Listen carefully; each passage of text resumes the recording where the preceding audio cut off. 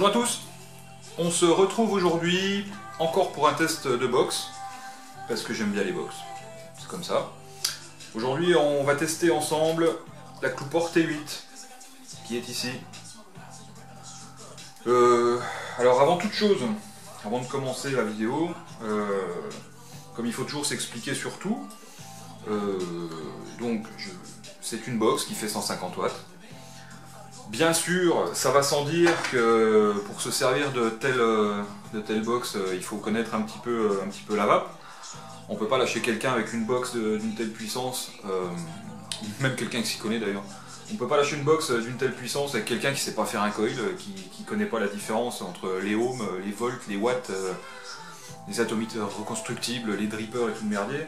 Si vous y connaissez rien, n'achetez pas une box comme ça, n'achetez pas une box tout court, parce que même à 30 watts, vous pouvez vous faire mal. C'est même plus une histoire de puissance, il arrive un moment, dès qu'on dépasse une certaine puissance, ça peut être dangereux. Oui, après ça peut être dangereux, c'est possible. Je fais référence à ma vidéo sur la SMY God 180, sur laquelle on voit à un moment une flamme sortir de mon dripper. Une vidéo dont on a parlé dans l'émission des mousquetaires, sans me citer.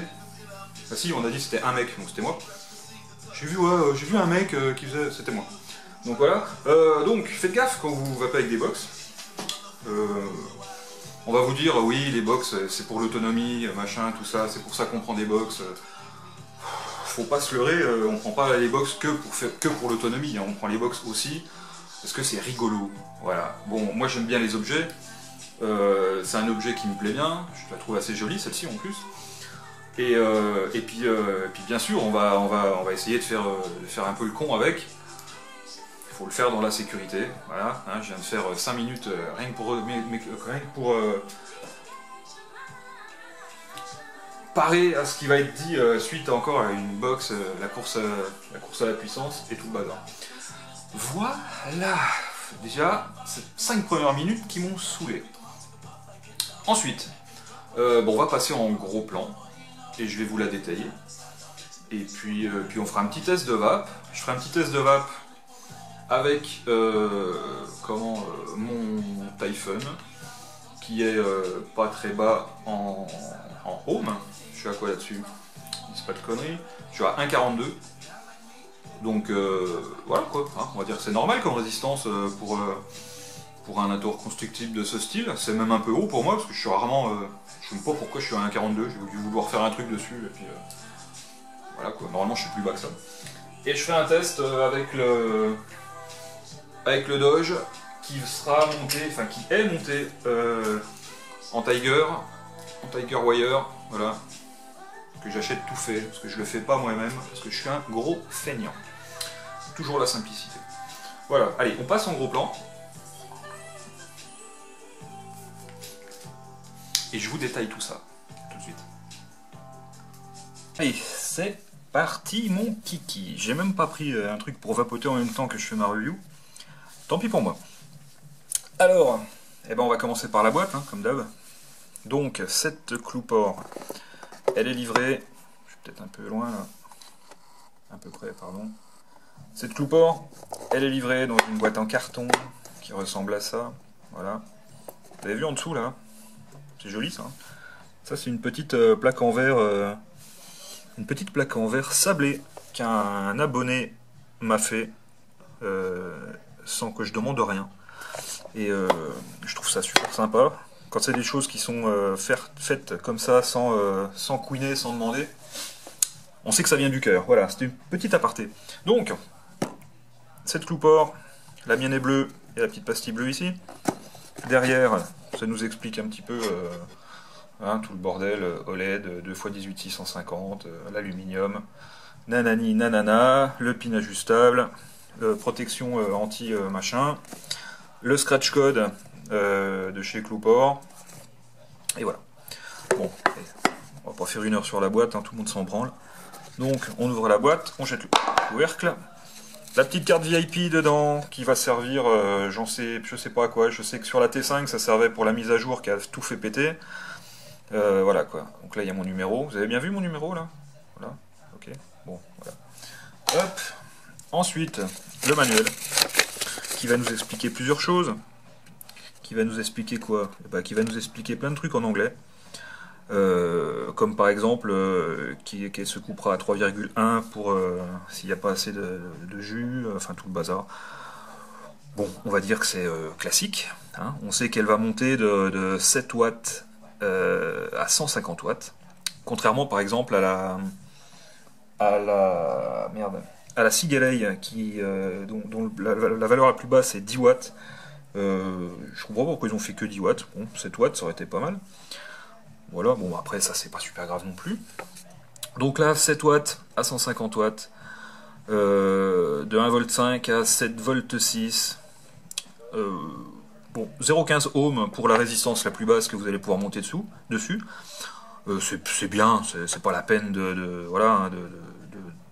risquer l'accident. De toute façon on a une box qui monte assez haut pour pouvoir se permettre d'avoir des résistances qui sont un peu plus hautes que 0,15, comme diraient les pros.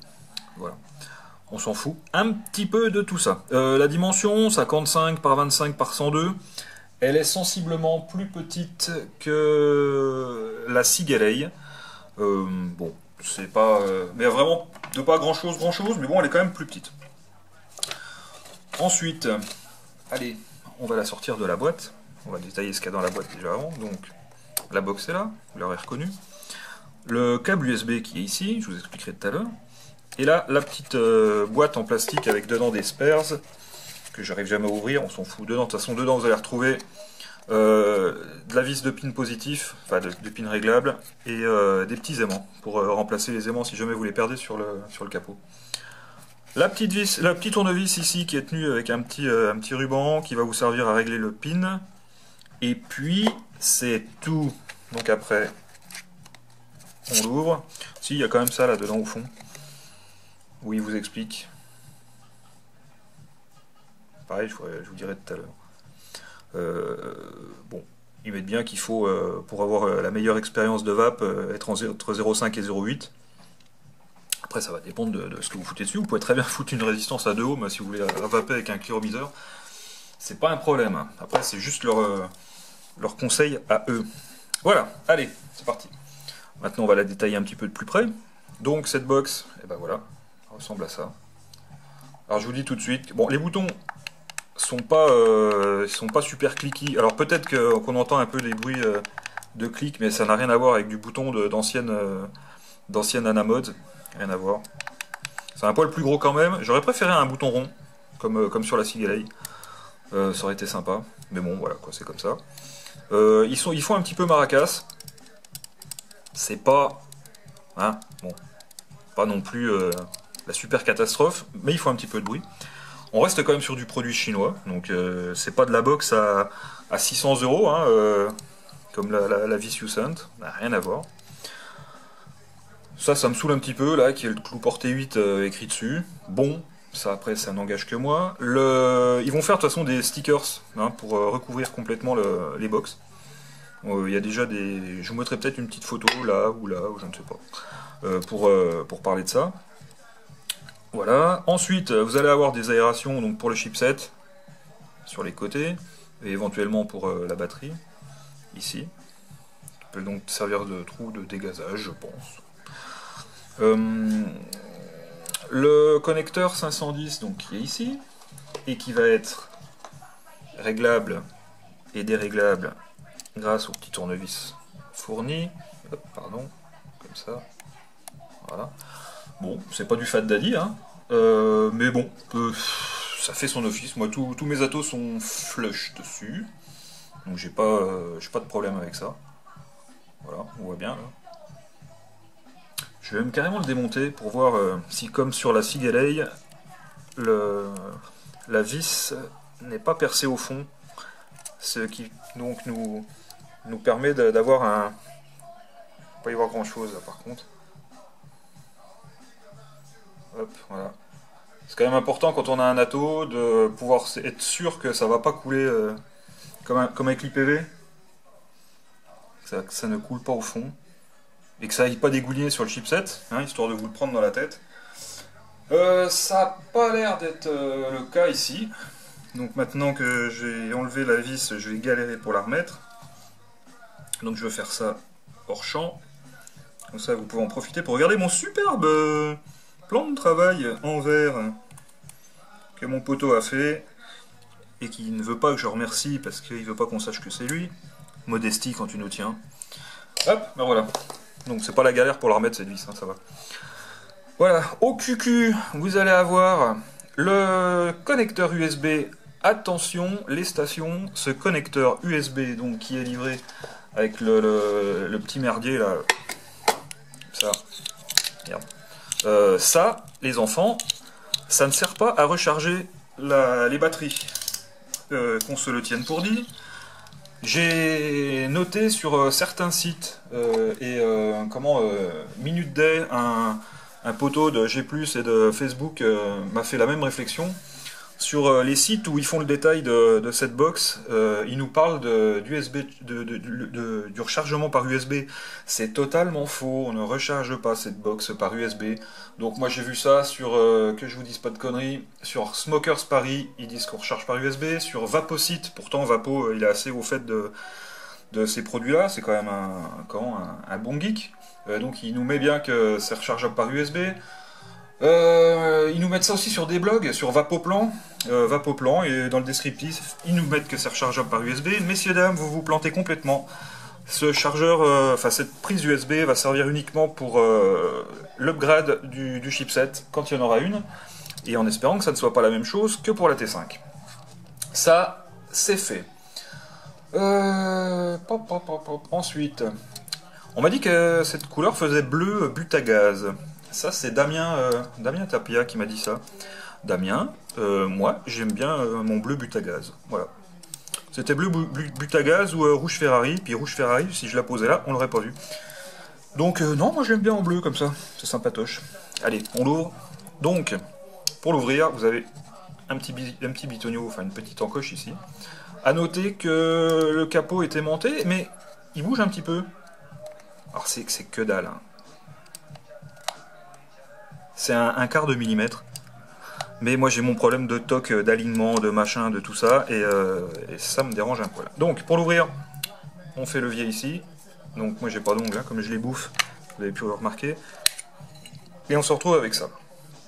Donc ça tient quand même très fort. Ce sont des aimants allongés, donc pas comme sur les autres box là, qui sont un peu ronds.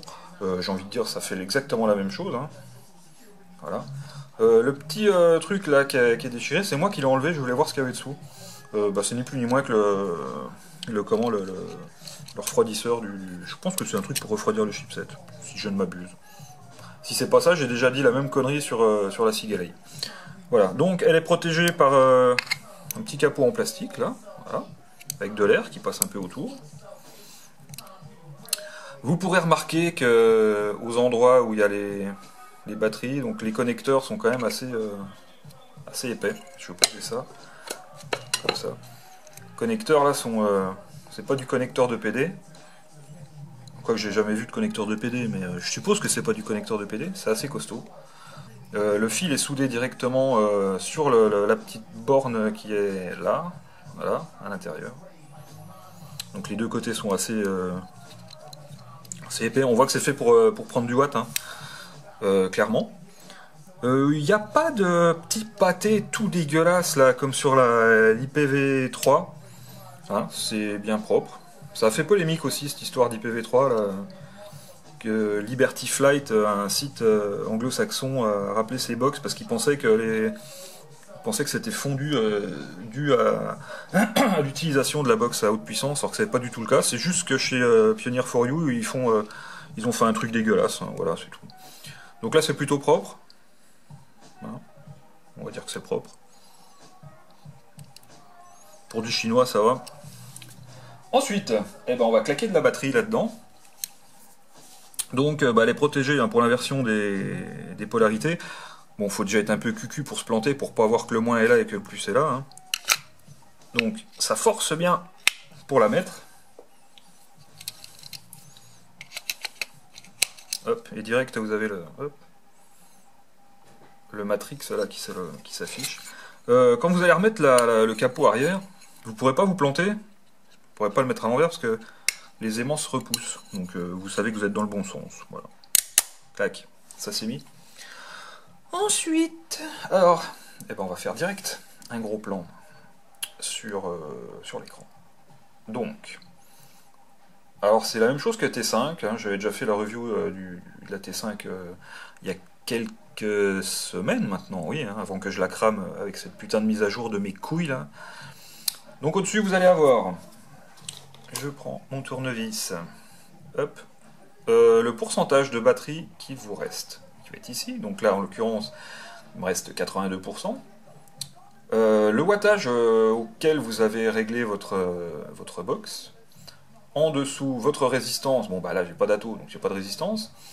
À côté, vous allez avoir la puissance à laquelle la puissance demandée à vos batteries pour envoyer le nombre de.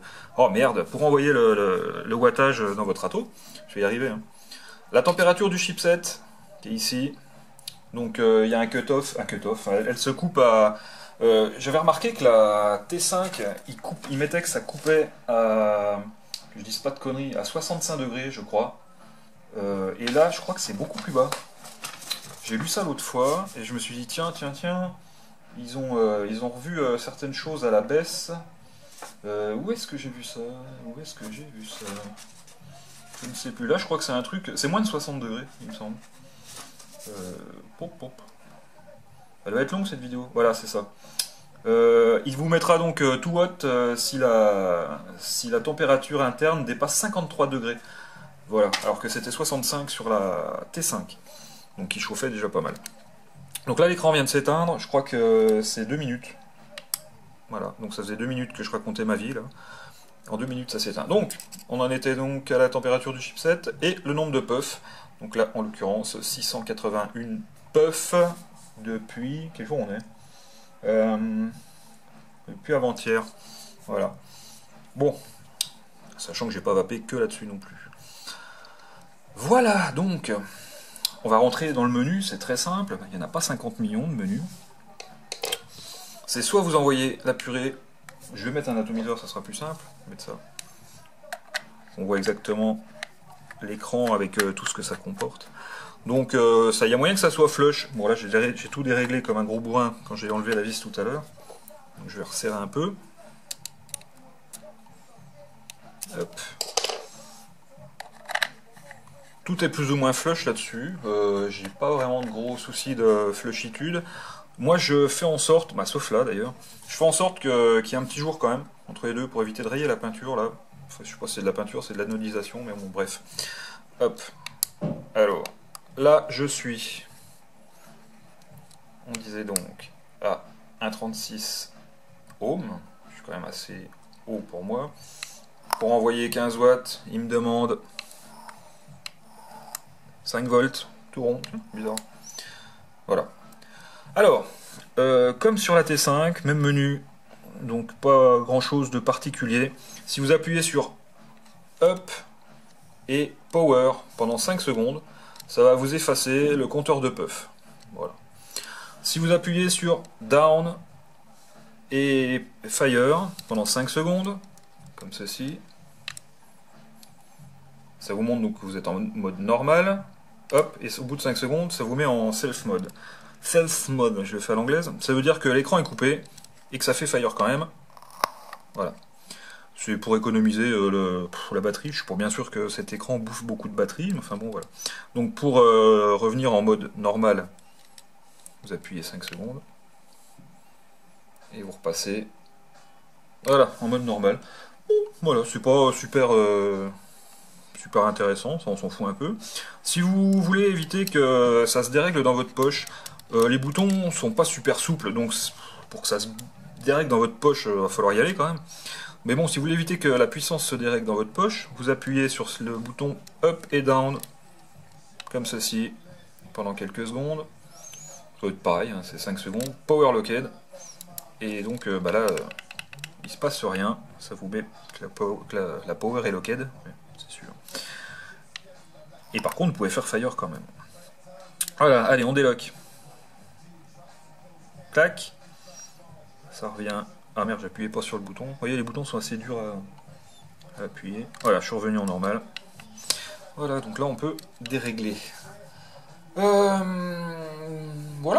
Hein, après, donc, de 7 watts à 150 watts, donc vous allez avoir, je vais vous le descendre, hein, je vais vous mettre de 7 à 150.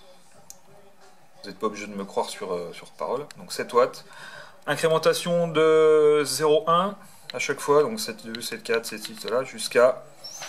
Vous allez aller comme ça jusqu'à 100 watts. Voilà. Si vous entendez du bruit à côté, c'est normal, c'est ma femme qui est en train de foutre le bordel. Donc une fois que vous allez arriver à une centaine de watts, à 100 watts d'ailleurs, hop, ça va monter de watts en watts. Donc de 100 à 150 watts, et ben voilà, ça monte de watts en watts, hein, et vous arrivez à 150 watts.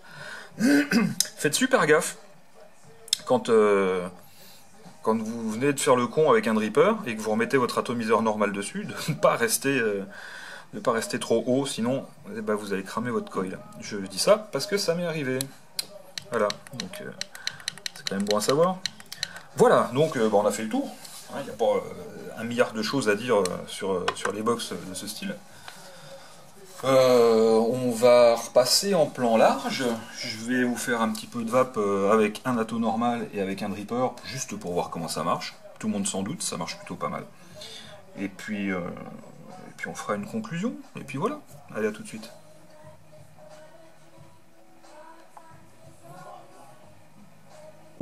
Bon, retour en plan large. Test de vape, test d'autonomie, donc ça fait 3 jours que je l'ai. Je l'ai testé que 3 jours, connaissant déjà la T5. Mon seul souci aurait pu être l'autonomie.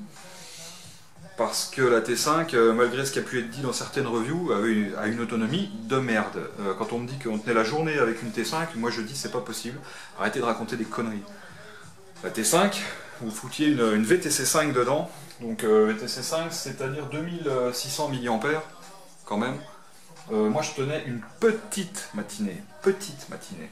C'est-à-dire 8h midi et c'était déjà bien, j'étais à 15% quoi. Donc ça descendait super vite. Déjà quand on la chargeait, on enlevait le chargeur et on se retrouvait déjà à 94%, on ne sait pas pourquoi, en ayant juste débranché le truc. Et après ça descendait mais à vitesse grand V quoi. Voilà. Donc, autonomie pour cette petite chose. Moi j'ai envie de dire 2 jours. Voilà. Peut-être un poil moins que la Sigalei 100. Pareil, hein, en vapant sur des valeurs à peu près identiques. Moi j'ai les mêmes atos, mes montages sont les mêmes. Hein. Donc j'ai envie de dire un poil moins, voilà, un poil moins en autonomie. Mais bon, 2 jours c'est bien, hein, franchement. Avec la Sigalei, moi au boulot je peux tenir 4 jours, mais bon je vape sur 50 trucs. Alors que là je l'ai eu 2 jours, je suis parti faire le con avec pendant 2 jours. J'ai pas mal drippé, j'ai pas mal fait des gros nuages et j'ai tenu 2 jours. Voilà. J'ai fait des gros nuages à 50-60 watts. Donc ça tire un peu sur sa gueule. Hein. Et du coup, 2 jours et il me restait... J'aurais foutu des piles dedans. Ouais, il me restait 7%. Donc si c'est le même principe que la T5, ça descendait jusqu'à 0% et on pouvait encore vaper 3 minutes avec. Donc voilà. Autonomie correcte. Pas exceptionnelle, mais correcte. Pour une bi-batterie, on va dire. Ensuite, test de vape, je ne l'ai pas monté, je n'ai pas fait le test de chauffe comme avec la T5, pour la simple et bonne raison, c'est que même en faisant le coup avec un dripper, elle ne monte pas en température, elle doit être mieux refroidie je pense que la T5, parce qu'elle est refroidie de là, elle est refroidie de là, elle est refroidie de partout, enfin refroidie, des trous pour laisser passer l'air, donc elle chauffe pas plus que ça. Donc ça c'est un point plutôt positif. Vous voyez, par exemple, elle est à 35 degrés, parce que je la tiens dans ma main, parce que je vape un peu avec. Voilà, ça monte à 40, 42 degrés, ça va guère plus haut, et puis c'est pas plus mal. Je vais vaper un petit coup, là, parce que j'en ai marre de parler.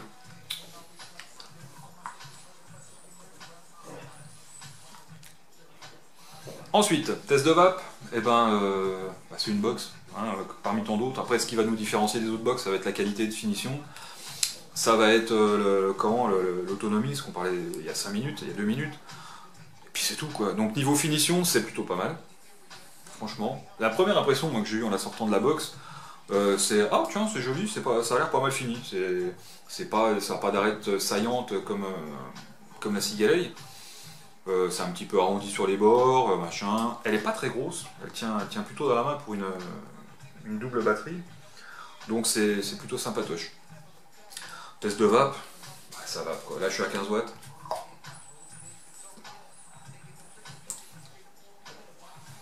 « 15 watts, ça envoie du bois normal. Pas comme la God 180 qui à 5 watts, on a l'impression d'envoyer 20 watts. Je vais vous la monter à une vingtaine de watts, sachant que mon atomiseur il est fait avec un coil normal. Voilà, en 40 et de la Fiberfrix. 20 watts. Bon, voilà, après, fait ce qu'on veut, hein. Donc on va pouvoir vaper avec ce qu'on veut en fait avec ces box, c'est ça que j'aime bien, c'est qu'on va pouvoir mettre du petit ato, on va pouvoir mettre du reconstructible, on va pouvoir mettre du dripper, et on va pouvoir se faire plaisir comme on veut. Puis là apparemment dans la sécurité, parce qu'elle a l'air assez safe, hein, elle a l'air bien finie, je ne l'ai pas démontée pour voir ce qu'il y a à l'intérieur, de toute façon je ne suis pas électronicien, j'y connais que dalle, mais le peu qu'on voit, ça reste assez qualitatif. Ensuite, je vais vous mettre un petit dripper dessus. Parce que bah, c'est sympa de dripper un petit peu de temps en temps. Donc je vais mettre le Doge, celui où on voit les amygdales. Hop. J'ai fait un peu le con hier. J'ai rencontré des gens qui power vapaient et du coup on a power vapé. Je vais mettre un petit coup de gouze. Étonnant non? En zéro bien sûr. Si vous drippez puis que vous montez à des puissances phénoménales, bah, faites gaffe à la nicotine parce que ça va vous gratter la gorge. Hein. Ça sert à rien de dripper avec 12 mg de nicotine. Hop. Donc, à 20 watts, je vais pas vous faire l'affront de vaper à 20 watts. Je vais monter à 50, et puis après à 60, j'irai pas plus haut. Parce que c'est pas étudié pour. Bon, il faudrait que je fasse des putains de coils. Bon, c'est déjà du. Dessus, c'est quand même du. Merde. Du Tiger Wire. Petite mise au point. C'est du Tiger Wire quand même. Donc ça reste quand même fait pour dripper fort. Mais c'est pas fait pour dripper à 150 watts. Non. Là, on va faire un petit test à 45 watts. Ici comme ça. 45 watts. Je suis en résistance à 0,33. Et pour envoyer 45 watts, il va me demander 3 volts. Tout rond. Donc pas grand chose. Peut-être un peu noyer mon coil.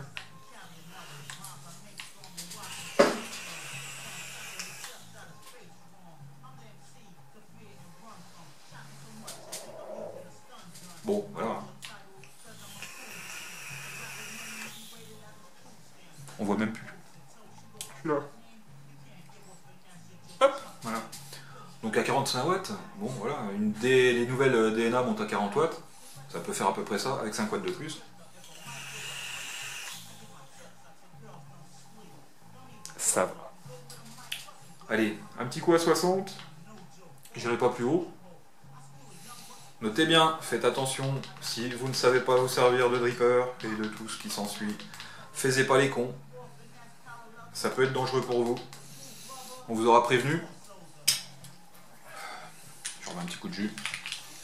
Alors avec du zéro là, même à des puissances comme ça, ça crame pas la gueule. Hein. La Fiberfrix est magique. Elle change pas trop de couleur. Bien sûr, faut pas aller jusqu'au dry heat et vous la cramer à la gueule, hein. Ou faire des flammes, comme certains font dans des vidéos. Ouais. Petite chose, pour éviter les flammes, je sais d'où viennent les flammes. On n'est pas forcément habitué à des wattages aussi hauts avec des box aussi puissantes. Faites attention quand vous faites vos montages. Je vais vous montrer. Quand vous faites vos montages, et que, en fait, il n'y a pas de point chaud avec un microcoil normalement. Mais il peut quand même arriver qu'au niveau de vos plots, il y a une patte hein, qui va jusqu'au plot. Et en fait, à des puissances telles, c'est à cet endroit-là que la pâte va chauffer. Et c'est ça qui va faire que, au bout d'un moment, ça va faire ça. C'est pas que votre montage est mauvais. C'est juste que, il faut bien mettre du coton jusque sur les pâtes. Moi, c'est ce que j'ai remarqué. Et en mettant du coton jusque sur les pâtes, vous avez moins de problèmes. Vous voyez, là, sur le dessus, là, j'ai pas de coton sur celle-ci. Et donc, si je vapais un peu trop haut, ou beaucoup trop haut, ça pourrait faire... ça ferait combustion, hein, tout simplement, quoi. Donc là, allez, 60 watts. J'irai pas plus haut, ça sert à rien.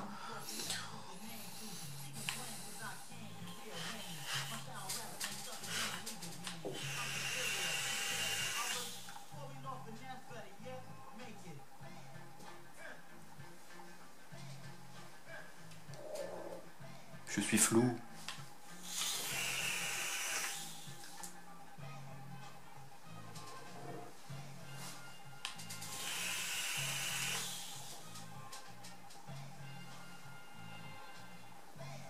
Rigolo.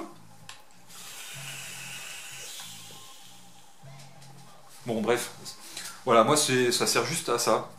Un dripper et une grosse box. C'est juste pour faire le con comme ça.